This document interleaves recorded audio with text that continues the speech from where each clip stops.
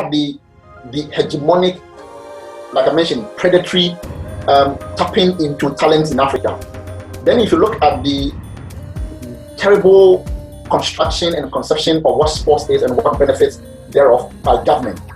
And then at the administrative level, in terms of the management of sport, you look at the inefficiencies and the corruption in there and all of that. If you put all that together, you would appreciate the enormity of the African problem. You talk about self-administered prejudice, and I've been thinking about that phrase. That if there is self-administered prejudice, then it means that the forces that you spoke about shouldn't be blamed in a way.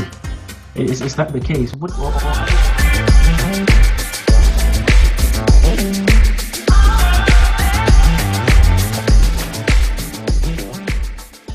Well, thank you so much once again, and as usual, it's Derek Chawe Sports Series, where we cover a wide range of topics, and especially I like to share this with my students and other viewers all over the world. And today we are moving to the African continent, and the nature of the discussion will highlight sports in Africa, particularly the sub-Saharan Africa. And this will help us to understand how critics, especially journalists, Africans, academics, and others across the world, how they frame African sports. They write. We will delve into this. We'll also look at discourses surrounding the history and other strange topics. Yeah, you don't have to be confused about this. They call it the modernism, postmodernism, globalization. Here we talk about capitalism, neoliberalism, and especially FIFA and IOC and the European leagues. We'll cover a wide range of topics. And today, the one to help us do this is no one other than someone who is very interested in these topics. And he is a broadcast journalist and also a research and communications director. Runs a YouTube channel for the All African Students Union. He's also an MPhil candidate at the University of Ghana, where he focuses on politics and philosophy. And his research interest also covers sports, especially investigating a possible case of self-administered prejudice, especially when it comes to football and in sports in general. So I wouldn't waste too much time. Our guest will introduce himself, and it's my hope that at the end of this discussion, I call it, a lot of people would have insights into sports in Africa and what the challenges are. So over to you, my guest. I don't want to mention your name, so just introduce yourself. Feel free.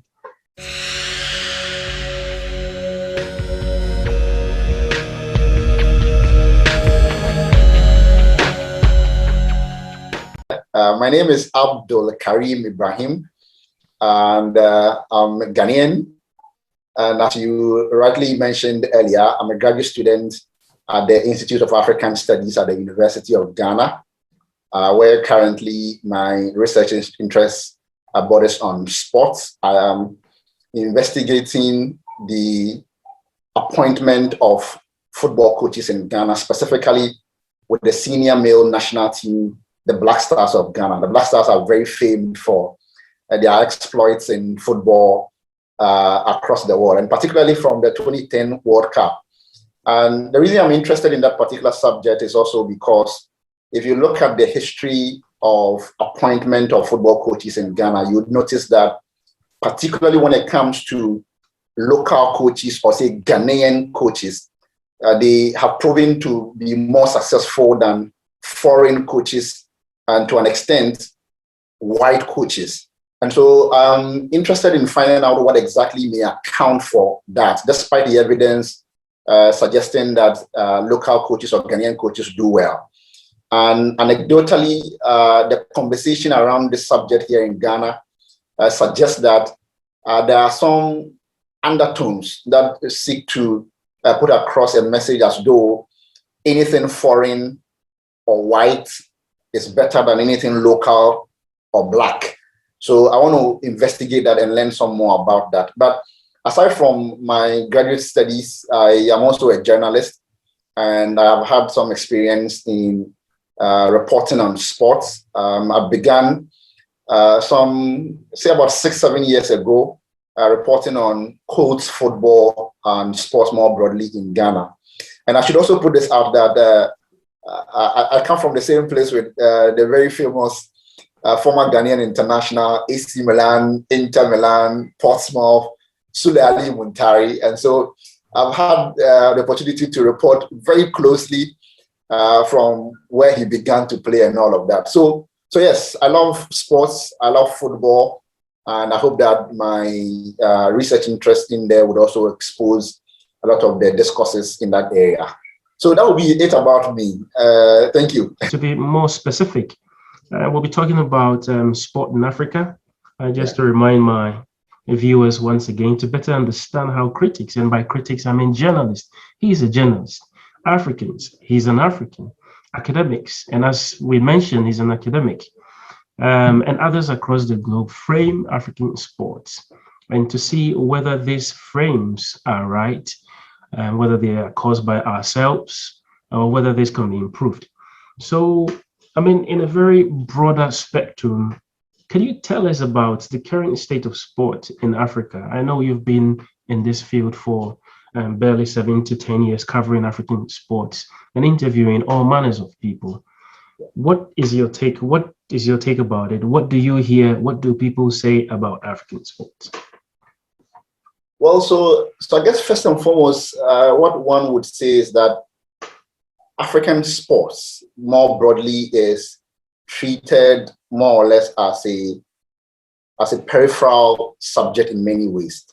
And I know that will sound a bit ironical, because if you look at how invested, how interested we are in our sports, particularly football, it would be strange for anybody then to characterize sports in Africa as a peripheral subject. But I say so because all across, so from the level of government to citizenry more broadly, apart from the entertainment value of sports, sports isn't treated very seriously at all.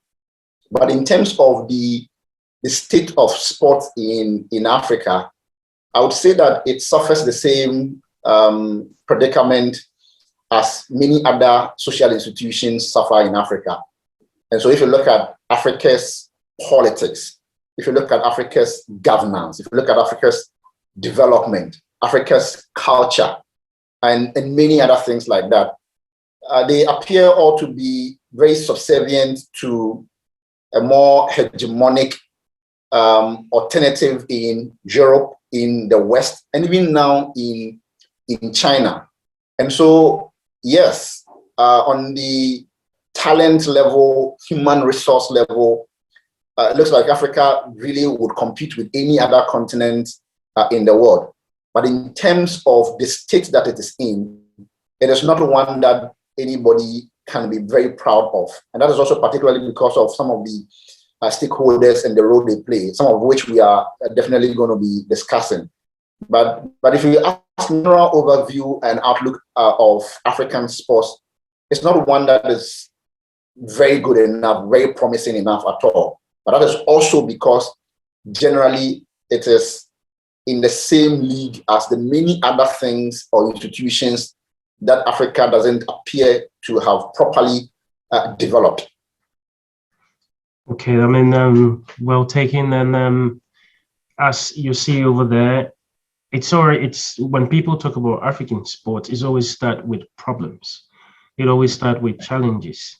Yeah. You know, when we are supposed to look forward and then forge ahead, when we are supposed to bring about developmental strategies, you know, fitting into modern ways of doing things and improving sports in a way that it affects the base of the pyramid. I mean, the grassroots and everyone is what our focus is on, the very top of it. And like you rightly said, we will delve into it, why the focus is not on the base, but rather on the very top of it. And it's interesting, the topic you are covering, self-administered prejudice, but we'll come to that to gain more insights about how people self-administer prejudice upon themselves, because that in itself inhibits development in a way. But why do countries seem to lag behind, like in terms of organizing or administering sports, at both the local and then the national level? Is there a particular reason for this? And it looks like, I'm currently working on a comparative studies between some African countries, and I'm from Ghana, and the challenges seems like the same. It's like brothers with no difference, So what's your take on this? So see, I think that it comes from the same thing that I was trying to mention earlier about how we as a people conceptualize sports. Okay, and when I say as a people, I don't in any way want to box every single African state into this monolithic frame. But I say so because there is a particular history that the vast majority of African states share. And that is a history of colonialism. That's a history of some cultural subjugation. And I get it. There are a lot of people who, the moment they hear discourses like this and colonialism and all of that, is, oh, there they go again. Everything is traced back to colonialism. But of course, there's very good reason for that, because we must first and foremost appreciate what sports is. Sports is not an institution that exists in a vacuum. It is cultural, it is political, it is economic, and it is many more things than that. And so at the very basic level, the way one conceptualizes sports would also have a lot to do with how they are able to advance it. And when I talk about conceptualization, I mean, so today, you would notice that sports more or less has become a commercial enterprise. And there doesn't appear that any other thing is very important. If anybody is conversant with physical cultures in Africa, and here I'll use that interchangeably with sports for relatability for many who may not be in the space. If you look at sports in many African societies, you would notice that whereas competition is important for very many issues like the values that it instills in people and all of that, it is not the most important element.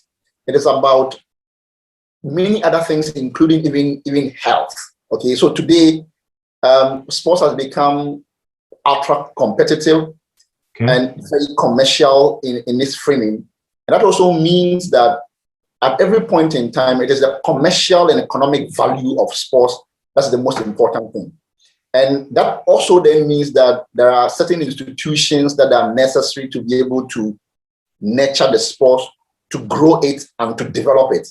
And so take an example from how today there are many, football clubs in Europe that are having a challenge with the infiltration of what they call Arab money into the game of football. Very recently, when Saudi Arabia or a consortium from Saudi Arabia got Newcastle United, there were fans from Newcastle that said that they more or less have thrown their tradition, their culture, the team out in favor of money. That is precisely the kind of problem that we are seeing here. So you will notice that because African states at the government level have failed to properly conceptualize sports and to own it as a cultural element that they can use for very many things, and have more or less conceded to this commercialization aspect, you would see that we will lag behind, because we're lagging behind in education, we're lagging behind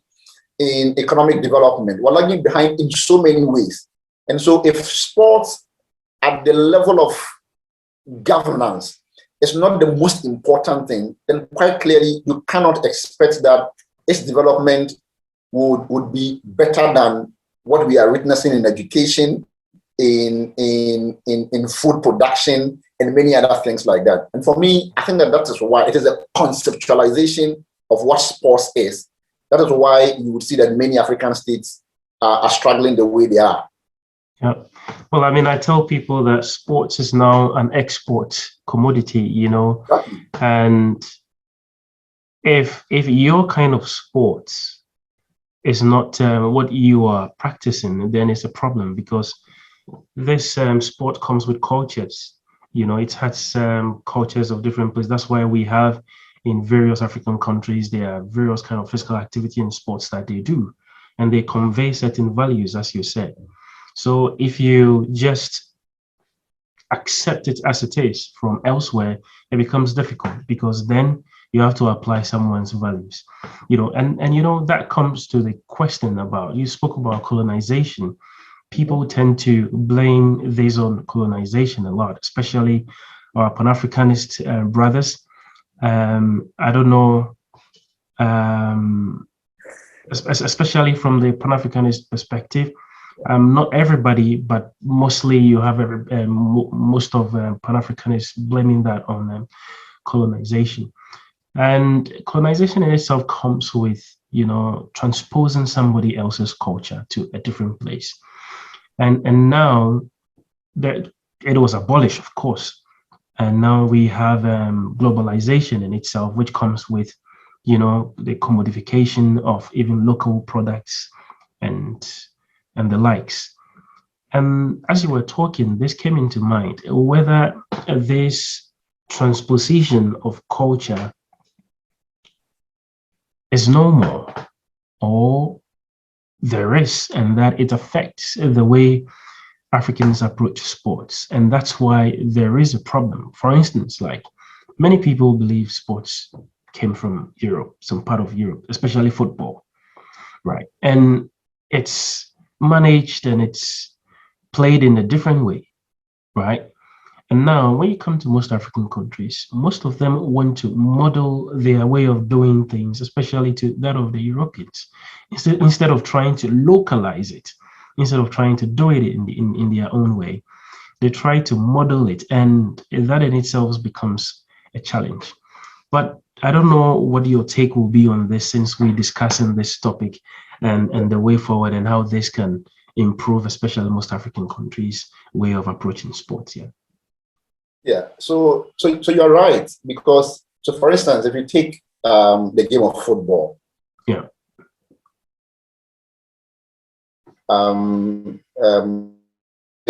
Vasily, in, for instance, analyzing and discussing football and then struggle in West Africa, noted that even though in Ghana and Gold Coast by then, there was a more popular sport or game, especially of the people along the coast. And you, I believe, speak Ghana, so yeah. you may help me here. The game that we call Asafu-Achele. Yeah. Yeah. Asafu-Achele. Yeah. Yes, Asafu-Achele. And it was a very popular. I'm not cutting you. It's a Asafu-Achele, more like wrestling, isn't it? Okay, good. Yeah. So it was a very popular game back then in the Gold Coast. Yeah. And Vasily's account suggests that what the colonialists noticed was that a lot of the locals at the coastal level were galvanizing around that particular sport. And so the introduction of football into Gold Coast had two aims. One was to, of course, bring to the Gold Coast something that the British were familiar with from their home. So some form of recreational activity for them and for themselves, but also a certain distraction from the sport that they were very much aware of, which was the Asafu-Achele. I know the pronunciation will not be so great. Asafu-Achele. Great. Yeah, that's it. So if you look at that, right from the onset, if this is an intention, then quite clearly one would appreciate how the cultural element here. But what is also quite interesting is that later on, the likes of Dr. Kwame Nkrumah, Nnamdi Azikiwe of Nigeria, who were independence struggle leaders, also used the same sport of football to more or less become a galvanizing tool also. So they went around, organized sporting events, and used that as political platform to also incense the people to join the struggle and all of that. So what I'm basically saying is that the sport, even though when we discuss it within the context of colonization and all of that, there are those who may argue that we need to completely reject all of that.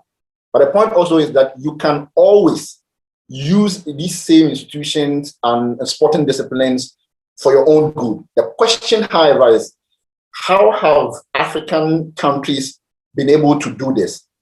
And so you're right on. So if you look at even the politics around sporting disciplines that are accepted at the Olympics, I mean, it's not always been like this. There have been constant agitations by states to have specific disciplines recognized at the Olympic level. Shooting didn't start with the first Olympic Games. Boxing at a point had to come in and all of that. So there are many games like that. But the point is that if you are unable to develop your own indigenous games, then you are unable to make a case for it at the international level. And that appears to be the bane of many of the physical cultures in many African states. And so because now football, athletics, boxing, and many of these sporting disciplines have become commodified, if you are unable to show the economic value that is attached to your own indigenous game, then you are unable to also get a buy-in from the international level. And so it's a mix of many things, but I agree that we need to do a lot in terms of reconstructing some of these cultural identities along the lines of sport. Let me just share a very quick story with you. Okay. So about 2 weeks ago, on my radio show, we were discussing issues of tradition and some of the things that we have lost over time. And then someone mentioned a game that we used to play a lot when we were kids. And what's the name? Yeah, so we're talking about a game that the Akan people call a kuntum. And that's if you are even familiar with that game. So I might have heard it before though, but yeah. I don't think I'm well familiar with it. Yeah. Yeah. So it was a game that usually was played when there was the full moon, okay? When and at a period when electricity was not very common in many rural communities. And I mean, I won't go into the details of how the game exactly was played, but it was very athletic. It required a lot of running, and it required also a lot of trust. And there was also an element of gatekeeping, among many other values like that in there. But there were just about so many people who had completely forgotten about it. And we also noticed that, especially for those who were born in urban centers in Ghana, many of them had absolutely no idea whatsoever about this game. And this is a game that was being played as recently as 2001 to all the way to about, let's say, 1995 thereabout. It's not been too long, but it's been completely eroded currently. And there are so many others like that in Ghana, and I believe in many other African countries. But because today we're all focused on football, basketball, and many others, because of their economic value, we're not seeing all of these other things. And that is very tragic. Very, very tragic. Well, that's interesting. It's interesting you mentioned football. We will get back to that, but I feel the economic value is important, and we can take that from a global perspective, especially with the introduction of these neoliberal ideals.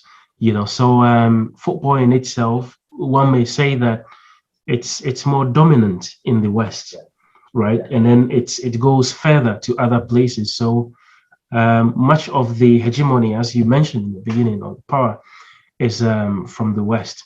But this is the thing. You come down to Africa, football is very vibrant at the apex of the pyramid, not the base. And you mentioned economic reason. The economic reason may come from the global perspective, in a sense that who benefits? It is the big teams in Europe or from the West that benefits, right? But when you come down to Africa, football is just at the apex, not the base. Here, in Europe, it is well developed. They take it from the grassroots all the way, and it depends on the kind of government that is being practiced. If it's a welfare state, then everybody benefits. If it's a capitalist economic state, then you know what it means. Then it means that the emphasis is on money. But here in Africa, I doubt how much money players make, and I doubt how much money teams make, except from selling players to the West. So why would governments involved or be part of football, right? And there could be reasons like political reasons that could be mentioned for canvassing purposes and what have you. So it's more complex from the way we look at it. And with our focus being on African sports, the question is looking at all these complexities. How then do we find a way to, create an identity around whatever sports, any of the global sports? It could be an indigenous one, it could be football, it could be athletics, it could be volleyball, it could be what have you. So that at the end of the day, there is proper management of these sports. At the end of the day, we focus on the public good of this sport. It intrigues me to find out that there is a policy, sports policy, which in itself is a public policy for people to benefit. And like you said, you spoke about the values. There are also health benefits, But at the end of the day, the focus goes on just the top of the pyramid, just some few people. And the reasons are very clear, right? So it makes it a bit difficult to, how do we call it? To digest African sports, to manage, to look at it in a way that the administration and then the focus will be the benefit for all in a continent where there are huge issues like education, like health. What role would sports play in a way? And this was happening in the West, where especially the football came from, using it wisely to fit their purposes. So it's a discussion we are having, and that's my take. But I don't know if you have a different take on this, or you may want to add something to it. Yeah. Yeah. So I want to just add a bit more of some context to what you have said. Yeah. So if you have followed media discussion on sports here in Ghana and in many other places, I'm also quite familiar with how things are in Nigeria, for instance. And what you would notice is that sports is treated as an entertainment commodity or product, and nothing more than that. And so you would notice that the kinds of conversations that we have on sports are often very uncritical, and we are mostly interested in just the results, the outcome. So when you talk about all the other latent benefits or functions that come with sport, here's one thing.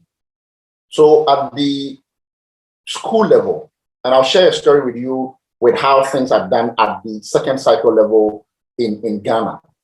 Sports is an important aspect of the curricula as we have it in Ghana. But unfortunately, it is treated with contempt. And so ordinarily, you would have people taking courses like general arts, general science, visual arts, and other things like that. But there are usually also arrangements that allows for very talented athletes to also get admission into schools.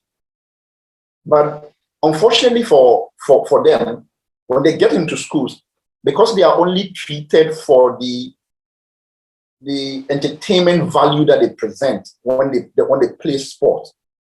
Nobody is interested in their academics. And generally also, those who are very good athletes are regarded as people who are not smart, who are not brilliant.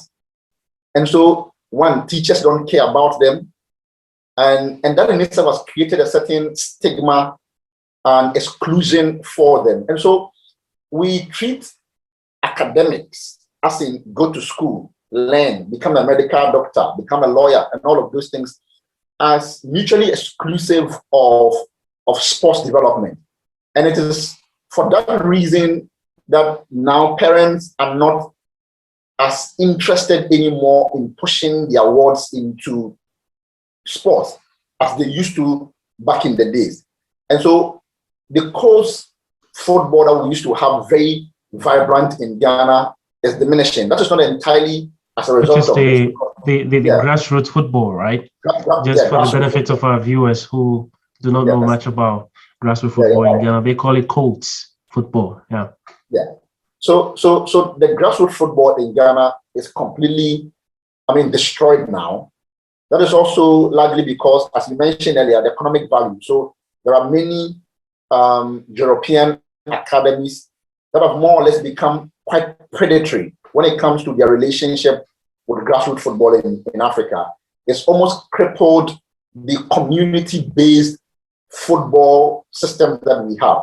And then when you get into the schools, which used to be a proper channel to train young talents from all manner of sporting disciplines level to the second cycle level to the tertiary level and then into the mainstream national sporting teams. But all of that are completely dead now.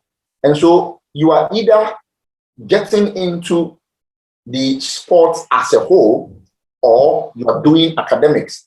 And so it would appear that because of all of that, it gets more difficult. And that is why you would also see that in many instances these days in Africa, the vast majority of people who thrive in the sporting arena are unfortunately uneducated or semi-educated, if there's any expression like that.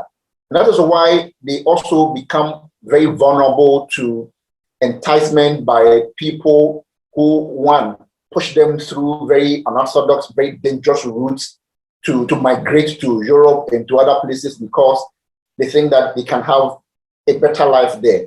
So it's a really, really complex problem.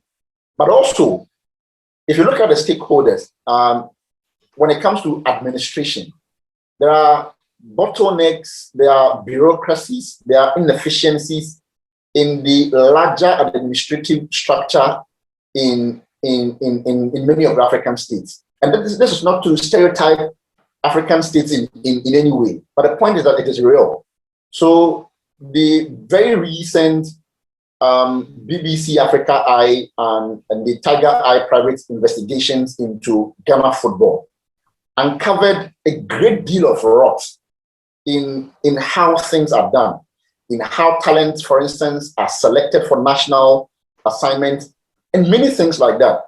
So if you look at the hegemonic, like I mentioned, predatory tapping into talents in Africa, then if you look at the terrible construction and conception of what sports is and what benefits thereof by government, and then at the administrative level in terms of the management of sport, if you look at the inefficiencies and the corruption in there and all of that, if you put all that together, you would appreciate the enormity of the African problem.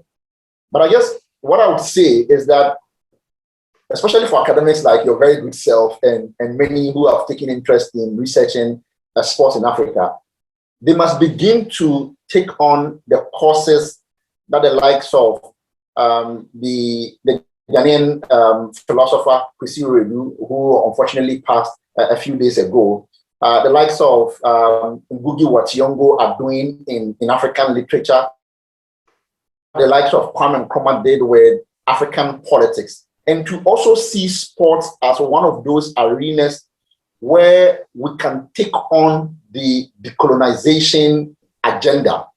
Because if we don't see sports at that very important level and only consider it as a peripheral venture just to make money, we would never fully appreciate the complexities of the problems in there.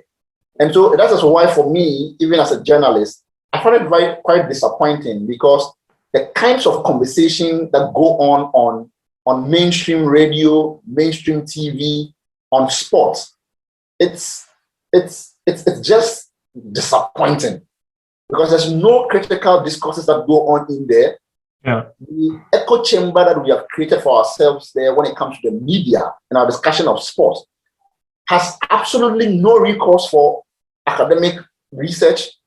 There's literally none. So what we basically do is wake up, come to our shows, present what we call foreign news. So ordinarily, this is how it looks like. The show begins, and then they go to the foreign news, where someone will come and sit for 30 minutes to 1 hour, telling everybody about what is happening in England, what is happening in Spain, what is happening wherever. And then after that, we zoom into the discussion. And we're talking about our love for Lionel Messi, Cristiano Ronaldo, and stuff like that. So it's a really difficult thing. And sometimes you just don't know where to begin from to reconstruct these things and to correct them. Well, so both traditional, and that is the soft and print media. You have football, especially, equating sports in general, and that's a problem. I had an interview with a sports director in Ghana, and he said, sports is football. That's what's happening. We're supposed to do everything, but football takes. We're supposed to do other things, but football takes everything. And you're right in that explanation and observations as well. But you spoke about the colonizing effect. It looks like it's not stopped from what you're saying. And would you therefore say, in this modern era, that the problems of old are still unfolding, in the sense that do you think that let's look at the African Cup of Nations, for instance, and the issues surrounding it. One would say that it has nothing to do with, just like it has nothing to do with global sports. It has nothing to do with foreign sports. And it has nothing to do with sports elsewhere imposing on the African continent and the way they should do sports. What do you think about what happened prior to the commencement of of this year's African Cup? How do they call it? African Cup of Nations, right? Yeah, Cup of Nations. Great. Yeah. So you see, the conversation around the AFCON, especially at the point when nations were requiring their players to come. I mean, the rules are very clear at the level of FIFA, that for such international tournaments that are recognized by FIFA, clubs are mandated to release their players. But and that, for me, is also why we need to appreciate the intersectionality between sports and politics and culture and many other things like that. That's why I was also charging colleague media practitioners in Ghana, especially in sports, to begin to learn some more. Because when the Euros was played, I mean, this was at the heart of the uncertainties with COVID-19. And everybody who has just looked at the numbers, you would know quite clearly that in terms of the level of devastation that COVID-19 has brought to the world, what Europe has experienced doesn't compare to, I mean, what Africa has experienced doesn't compare to what Europe has experienced. And Europe has been completely ravaged by COVID-19. But they still found the need to play the Euros across many states, right? But you see, they were able to do so because they called the shots. They decide for themselves. The players are all within, and Europe is where everybody wants to go to. So Africa, unfortunately, has become just a feeder continent. And so the best of players who would go and represent their nations don't play on the continent. And that also, for instance, influences how even African Player of the Year is awarded. So if you look at it, for instance, there was a time, sometime around between 2006 or even before, to about 2010, the Egyptian midfielder, Mohamed Abdul Karim, who was playing for Al Ahly at that time. I mean, a fantastic player by all standards. But he was struggling to even win the African Player of the Year because he was not playing in Europe. And so because of all of those things and the complicity of Africa itself in all of this, will continue to be disrespected in the way that we are. And so the politics that surrounded AFCON or continues to surround our AFCON cannot be removed from the broader conversation on hegemonic control by Europe, for instance, on neocolonialism, if you want to put it that way. And so to disentangle Africa then from all of this, one thing that is very important is that we need to develop our own institutions, okay? Because Sudan has not had the kind of challenge that Ghana has had, that Nigeria has had, that even Egypt was going to have with Mohamed Salah, Senegal with Sadio Mane, with Liverpool and all of that. Because the vast majority of the players ply their trade in the Sudanese league. So in their team, about 6 of them play for Al Merrikh in Sudan. These things are very important. But the reason we are unable to see that also is because the sort of economic development that feeds and supports football is what you would see largely in Europe. So when China, for instance, decided that for the next couple of years, they want to also become a force to reckon with in football, what did they do?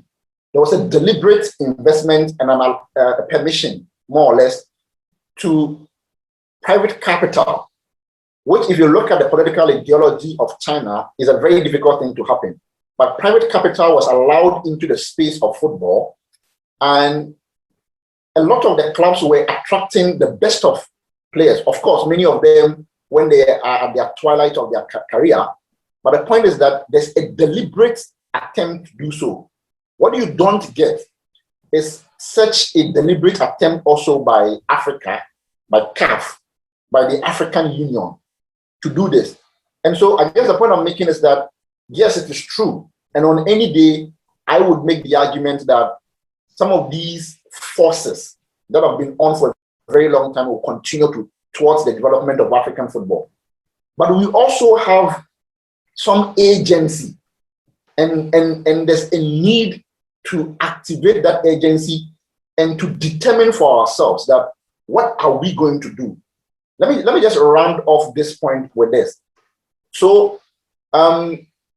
Kwame Nkrumah, the first president of Ghana, sometime in 1966, right, led, of course, he was overthrown in 1966, but events leading to that led a boycott of the 1966 World Cup, because at the time, Africa had just one slot at the World Cup, when Europe had about 13.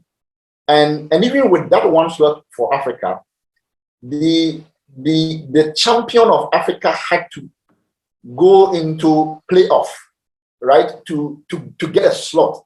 And so when he was able to mobilize using Ghana, mobilize Africa to boycott that World Cup, quite clearly, the committee that was set up by FIFA to investigate the matters and all of that ultimately conceded. And that led to the opportunity for Africa to have an unchallenged slot at the World Cup. And 2, even in future, adding more slots to that. So sometimes in terms of the necessary political decision to take, it transcends the sport itself. It may not require necessarily FA presidents in Ghana, Nigeria, Kenya achieve this. It may require the concerted effort of African leaders to pile some pressure and to get some of these things done. Because when we don't do it like that, we'll continue to be in the sort of challenge that we have. In Ghana, the president launched what is called the Ghana Beyond Aid. And this is an agenda that seeks to make Ghana independent or more self-reliant. But what is interesting is that in the Ghana Beyond Aid agenda, what you do not get is any specific focus on sports.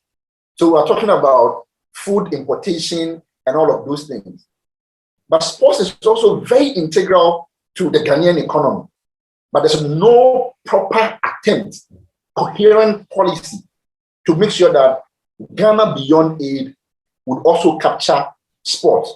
So it goes back to the point I made earlier that the way we conceptualize sports and think about it, it is just a leisure. It is an entertainment, whatever. So that when we are tired on some Sunday, we'll go to this field and go and play football. And there's nothing more to that. Yeah. Well, there is a reason they say that sports possesses soft power, because you don't see it coming. And I think the more we pay attention to it, the best. And you touch that of sport policy, which I think is very important. Sometimes I always say that it's not just a matter of the policy, because a policy is just a subject. It's just like an object. And usually you need an action or like somebody said, you need a verb like implement to make it a reality. So that coherence is always not there between implementation and policy. And I think it's an area we have to look at, because it has so many partners, so many stakeholders, I beg your pardon, in this, from the grassroots to the very top of it, to journalists, those from the media, those from academia, and what have you, in order to have a very, very vital, valuable policy. And that's what we are lacking. I've gone through a couple of policies, sports policies in Africa, and I think it's a challenge that needs to be dealt with. The policy always needs good actions and proper actions in place. The last but one question is this. You talk about self-administered prejudice, and I've been thinking about that phrase. That if there is self-administered prejudice, then it means that the forces that you spoke about shouldn't be blamed in a way. Is that the case? Or otherwise, what does this self-administered prejudice is when it comes to sports in general, or to your specific thesis that you are writing in the way we do our things? Yeah, you can tell me briefly about that. Yeah. So I mean, it's a very interesting thing, and at every point in time, even with my supervisors, I've had reason to explain it time and again. So here's how I'm thinking about this coinage. So, like I mentioned earlier, and I mean, it's evident that Ghana has been independent for over 60 years. It's also quite clear that when it comes to the administration of football, it's entirely done by Ghanaians. But almost every other thing when it comes to decision making suggests that there is a certain preference. Okay, but if you look at the literature on sports and also on preference, particularly when it comes to prejudice, what you would notice is that it's always usually a case.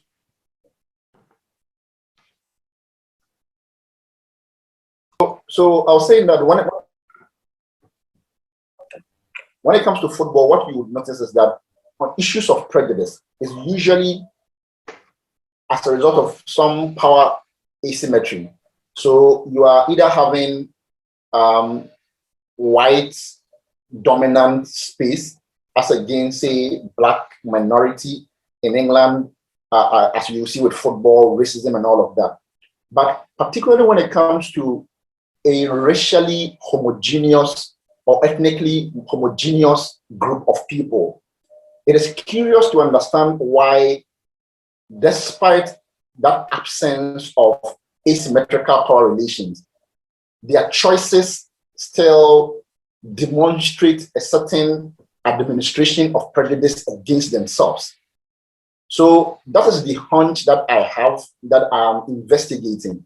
So given that Ghana is overwhelmingly, and I mean almost 100% Black, Ghanaian, African, with a collective history of racism, subjugation, and all of that, why is it that, and especially also in the face of the evidence that the 4 major continental championships that we have won have only been won by Ghanaians, why is it that we still continuously demonstrate this preference for foreign coaches? And so within that particular context, I am investigating whether or not there is a case of some self-administered prejudice here, because in this time, it is not England that is imposing anything on us. It's not the Queen that is imposing anything on us. So that's my thinking on this. Neither is the West or those forces. Precisely. That's interesting. And we spoke about how people frame the African sports. It has not been nice at all. It has not been palatable. And even among Africans, when they talk about sports, there is always this issue or challenge of something is wrong somewhere. Yeah. So with that, my final question will be that how can we reestablish and maintain, that sort of physical culture identity in a way that it affects the way we do our things, in a way that we try as much as possible, even though the particular sports is from elsewhere, we try to localize it in a way that it benefits all people and not just a few people at the apex of the pyramid. Yeah. So I guess the solution to that would be, in my view, to not limit this only to the primary stakeholders in the area of sports.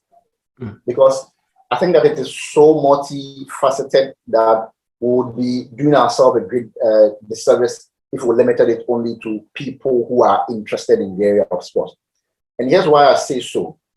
Because if you look at every stakeholder within this particular space, one, we need to acknowledge that for every sporting discipline, be it an indigenous one or not, there's a way that we can localize it. And we have done that before with football, like I mentioned earlier, with how football became a galvanizing tool for political protest and independence struggle and all of that. At some point also, in terms of football, and forgive me, I am a big football fan, so I usually relate a lot more with football. Yeah. But at some point, in terms of ideologies, these days, the Germans have made what they call gegenpressing a worldwide phenomenon. At some point, the Italians had the Catenaccio system, which depicted their proper organization, especially at the back, and it defined football. Spain, particularly under Pep Guardiola more recently, used tiki-taka to tell us a particular story of a certain identity. In Ghana, there used to be what is called the Noboa system, which we are told was a philosophy that was applied by the late E.K. Afani. The reason I'm talking about this is because the Noboa system, if you translate that directly into English, it has something to do with communal help.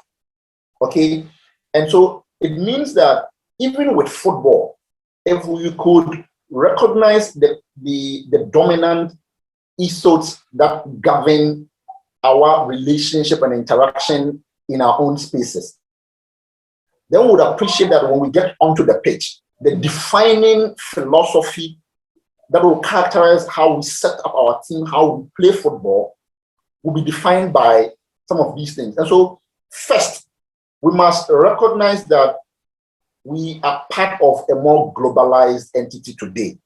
That also means that we cannot recoil into our shells and go play only games that we are familiar with. And so we must see the attempt to indigenize sports as a campaign that we must all embark on. That is one. Secondly, we must also consciously take up the duty of decolonizing physical cultures. And that also means that for many of the games, sporting disciplines that we are familiar with, that say cut across, say Ghana, Nigeria, because we share a lot of such. We must begin to galvanize around those sporting disciplines and stake a claim, right? Make a claim for those, so that at international level, we're able to assert those and have them also become centers of global interest and attraction. That is also very important. And then thirdly, at the level of the political leadership and governance, there must be a deliberate attempt to also work together along that line. We've seen how African states come together on issues of, say, the Security Council and permanent representation. We've seen how they sometimes come together on issues of economic development. I think that it is long overdue that we come together along the lines of politics and to put together our collective strength to make a case. But ultimately, at the heart of it all for me is knowledge. Because insofar as we do not appreciate that sports is just beyond physical activity and that there's a lot more to it, we would be in this challenge that we are in. And so I would admonish, researchers and academics like you, I would admonish my colleague, journalists or media practitioners to approach the subject of African sports from a more critical perspective that appreciates the essence of originality, of indigeneity, and of identity. Because when we don't appreciate those things, we'll miss it. And so in our preparation, in our self-development, we must begin to venture into spaces like what the likes of Kwesi Redu, the philosopher, have done, the likes of Kwame Gyekye, the likes of Nnamdi Azikiwe, the likes of Julius Nyerere, and all of those. We must begin to enter into those spaces and see what lessons on decolonization, what lessons on critical engagement we can pick from there, and not see sports like how the typical Ghanaian second cycle institution would treat sports as a place for unintelligent people. We need to show that we are also equally intelligent. And for me, knowledge is the most important thing. We need to start from there, disseminate that knowledge, and spread it in a very critical way. Because when we don't do that, we'll just be fighting at the top level without fully appreciating the enormity and the extent of the problem at the base. Well, thank you so much. It's been a ride, but as Karim said, this space, the sports space, is not for the unlettered, and the unintelligent people. But just to run you through in bulletin point what Karim said, he says that in order for Africa to have a very good sporting environment and to thrive in the world of sports, one, there has to be indigenization of sports, and then two, to decolonize the sports sector. And we've talked deeply about this. Three, a deliberate attempt to work together at the political level. And then the ultimate, which he talked about, was to gain knowledge in this complex thing we call sports. And I believe that if we do this, 1 week, for me, in my part, we're going to foster retention of the talents. And then 2, we would also ensure that there is a much collectivity in the way we do our things.